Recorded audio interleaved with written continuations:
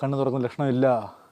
ഏതോ ലോകത്തിലാണ്, മായിക ലോകത്തിലാണ്. ചേട്ടാ ചേട്ടാ കാട്ടോർമ്മൻ ചേട്ടാ,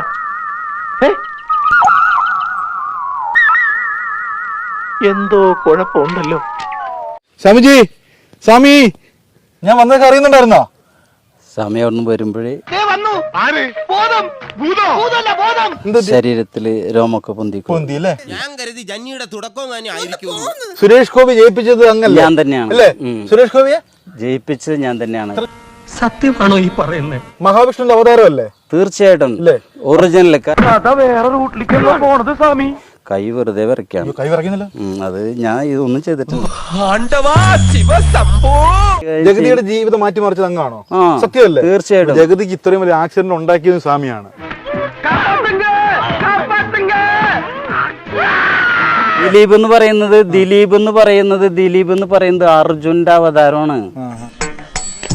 ഇത്രയും കൊണ്ട് അവസാനിച്ചതിന് സ്വാമിക്ക് നന്ദി പറയുക. മോഹൻലാലിന് കുറച്ച് അഹങ്കാരം കൂടിയോ എന്നാണ് ഞാൻ അറിഞ്ഞോടത്തോളം. ഒരു തരത്തിലും എന്നെ ജീവിക്കാൻ സമ്മതിക്കില്ലെന്ന് ഉറപ്പിച്ച് തീരുമാനിച്ചിറങ്ങിയിരിക്കുകയാണല്ലേ. ദേവേന്ദ്രനാണ്, ദേവേന്ദ്രന്റെ ജന്മമാണ് നരേന്ദ്രമോദി. സിദ്ധനാ, മഹാസിദ്ധൻ. കാരണം ഞാൻ 5000 വർഷങ്ങൾക്ക് 2000 വർഷങ്ങൾക്ക് മുമ്പ് ജനിച്ചിട്ട് തല്ലിക്കൊന്ന് കുരിശുമ തറച്ചാര വ്യക്തിയാണ് ഞാൻ.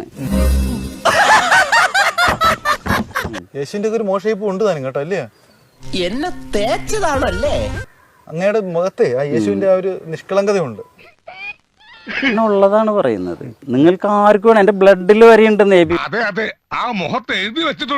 വർഷങ്ങളായിട്ട്, എത്രയോ വർഷങ്ങളായിട്ട് എന്റെ ചൈതന്യം എനിക്ക് അറിയാവുന്നതാണ്. പ്രസിദ്ധനാ തനി രാവണൻ, 10 തലയായവന്. തൽക്കാലം ഇത്രയും മതി. അപ്പൊ ഞാൻ പോട്ടെ. എന്റെ കാര്യം കൂടെ ഒന്ന് പറയടാ. ഈ പാവത്തിന് ഒന്ന് അഡ്ജസ്റ്റ് കൊടുത്തേക്ക്. അപ്പൊ എല്ലാം പറഞ്ഞ പോലെ